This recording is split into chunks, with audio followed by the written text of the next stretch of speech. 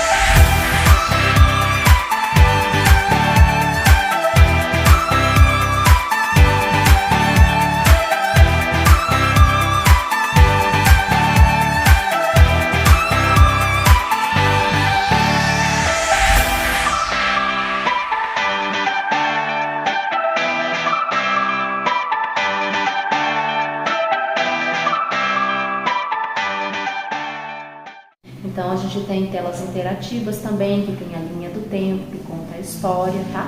Mas o nosso museu, ele basicamente, ele conta a história dos suábios do Danúbio, que existem há cerca de 300 anos, e também a história de como eles vieram parar aqui no Paraná, tá bom? Então vocês fiquem à vontade, vocês vão iniciar o passeio de vocês aqui, e vocês vão fazer tipo um circuito e vão sair aqui atrás. Mas qualquer dúvida podem me chamar. Tranquilo, obrigado. Vamos só na Natália.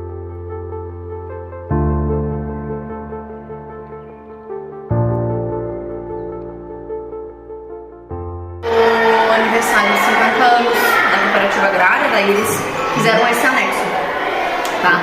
Nós fazemos parte da Fundação Cultural. Okay? Aqui ao lado tem o Hospital Semelo Vaz, o Colégio Imperatriz. Vocês já tinham vindo aqui? Não? Eu já vi. Então assim, a Cooperativa Agrária, ela tem as suas coligadas, daí é o Colégio Imperatriz, que é aqui ao lado, o Hospital Semelo Vaz, a Fundação Cultural. E agora nós temos o Lar de Idosos também, que fica anexo aqui ao hospital. Tá? Então esse museu aqui, ele foi inaugurado em 2012, e quando foi nesse ano, por conta dos 70 anos da Cooperativa Agrária, daí nós tivemos uma reinauguração. Ou seja, a nossa exposição, que antes era permanente, ela passou por toda a modificação nesses 2 anos de pandemia, e daí, no dia 5 de janeiro, a gente reinaugurou. Eu estava de licença maternidade, voltei com tudo novo, né? E essa salinha que vocês viram aqui, que é do Grusgot, que é uma sala de exposição temporária. Então, quando for em dezembro, novembro, a gente vai retirar essa exposição, e daí em dezembro vai ser inaugurada uma outra exposição. Tá? Qualquer dúvida, vocês podem procurar aqui na biblioteca que é lá.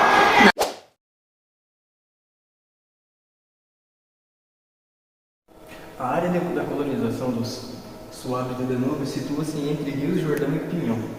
Bom, com o auxílio da ajuda suíça para a Europa e dos governos do Brasil e do Paraná, Entre Rios foi a região escolhida para abrigar os suábios em 5 de maio de 1951.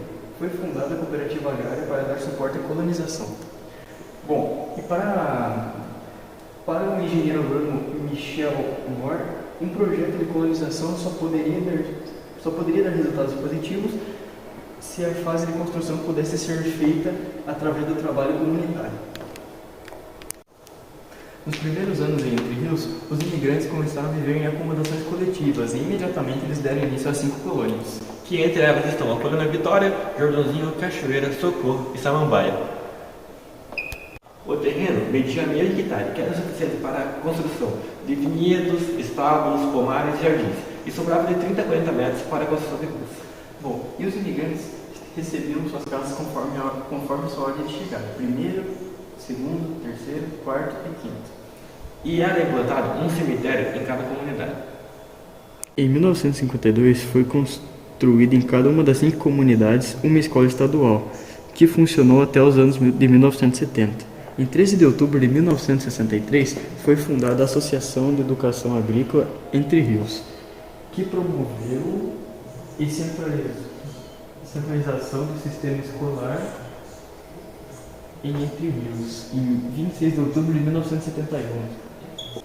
Preparativos para a imigração. Em 22 de dezembro de 1949, chegou ao Rio de Janeiro a Comissão dos Estudos, liderada pelo engenheiro agrônomo Michel Mohr e pelo padre Joseph Stephan, representantes dos povos do Danúbio. No dia 31 de dezembro de 1949, a comissão iniciou uma viagem de estudos para o interior de Goiás. Em janeiro de 1951, iniciou-se a viagem de estudos do Paraná após o contato com o secretário da Agricultura do Estado, Francisco Peixoto de Lacerda Werneck, e com o governador do Estado, Bento Munhoz da Rocha Neto. Os estudos foram feitos na região de Ponta Grossa e Guarapuava, e a comissão decidiu-se por Guarapuava. Então vou falar um pouco sobre a viagem, que de junho de 1951 a fevereiro de 1952, 500 famílias de suaves vieram para o Brasil, em 7 transportes, como os navios Provence, Louvissier e Couto Biancano, saindo dos portos de Genova e La Havre, até o porto de Santos.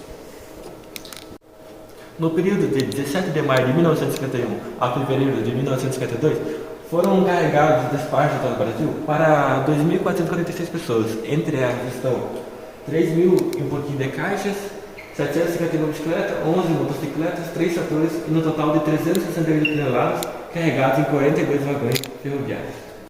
Bom, eu vou falar algumas curiosidades. Por exemplo, as fazendas. A cooperativa agrária comprou cerca de 22 mil hectares de terra, campos e florestas ligados entre si e pertencentes a 22 propriedades diferentes. Agora, vamos para o próximo. Vamos agora para as próximas curiosidades, que tem ali na frente. Bom, vamos falar agora sobre as primeiras casas. As primeiras moradias eram casas simples, construídas de madeiras de araucárias. Elas foram construídas uniformemente com 2 cômodos, uma cozinha e um quarto, sobre pequenas estacas de madeira, e foram desenhadas no único estilo.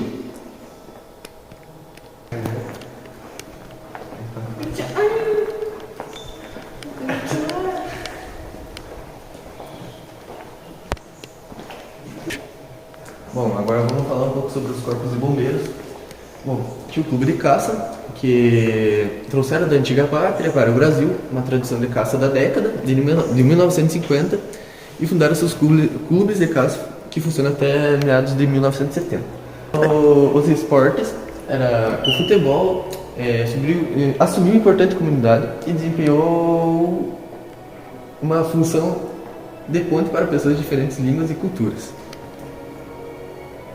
Bom, outra curiosidade são as profissões, que não eram só agricultores, tinha alfaiate, costureira, sapateiro, padeiro, açougueiro, carpinteiro e entre outros. Eles não trabalhavam só de agricultura aqui na região de Entre Rios.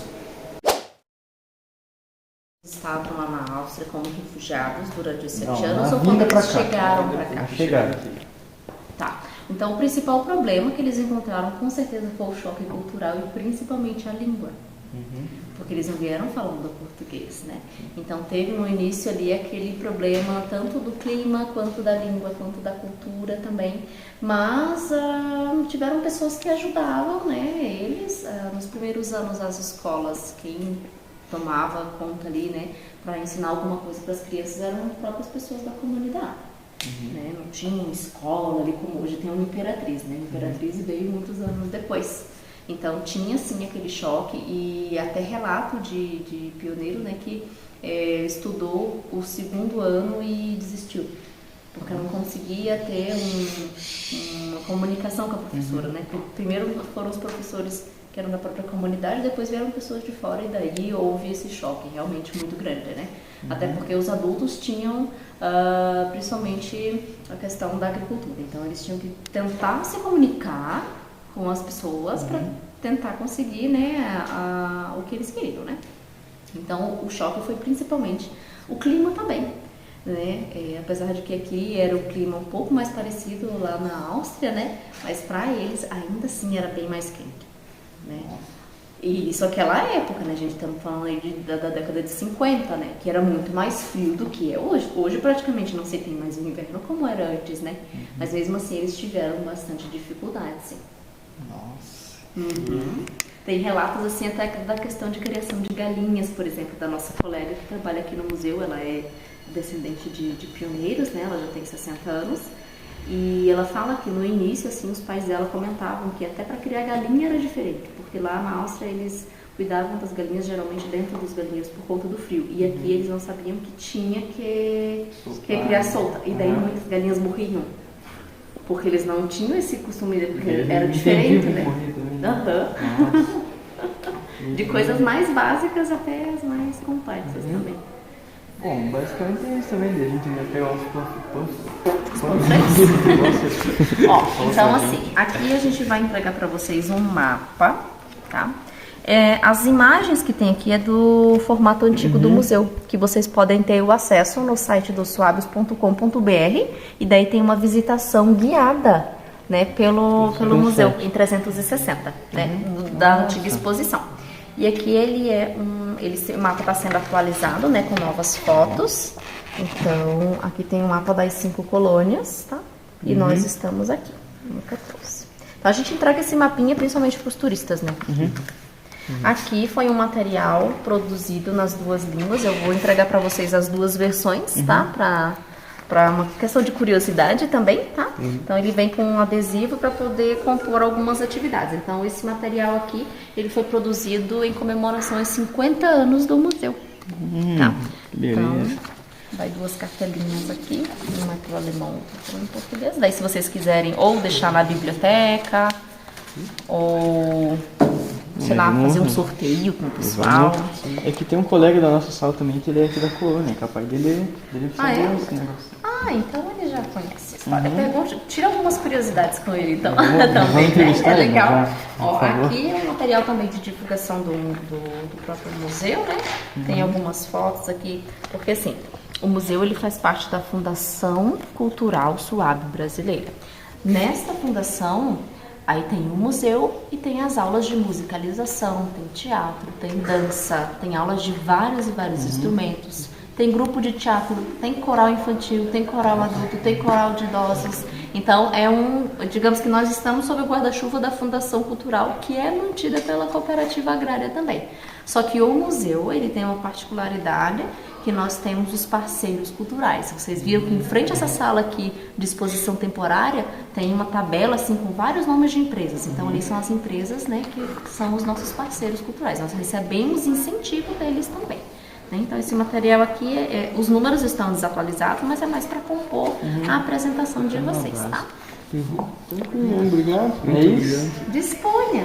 Manda um abraço lá pro Sérgio, diga para ele não esquecer de visitar as amigas de vez em quando. Verdade, ele vai saber quem que é a Nath. Eu era bibliotecária lá do colégio. Hoje é a Katia. Isso, hoje é a Katia. Fala com ela lá também, na lembrança. Eu até tinha comentado com ela, traga todos os acessos aqui para o museu, a gente precisa de números. Meninas, daí eu peço só que vocês assinem o nosso livro de registros que está ali em cima do balcão. Bom, e essa foi a nossa finalização sobre os povos suabes. Nós viemos aqui na colônia Vitória, em Entre Rios, no Museu Histórico e tipo, não sei o que. Pode crer.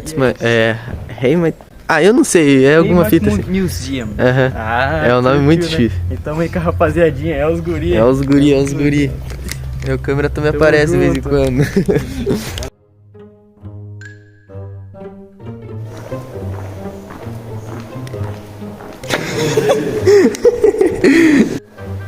Não.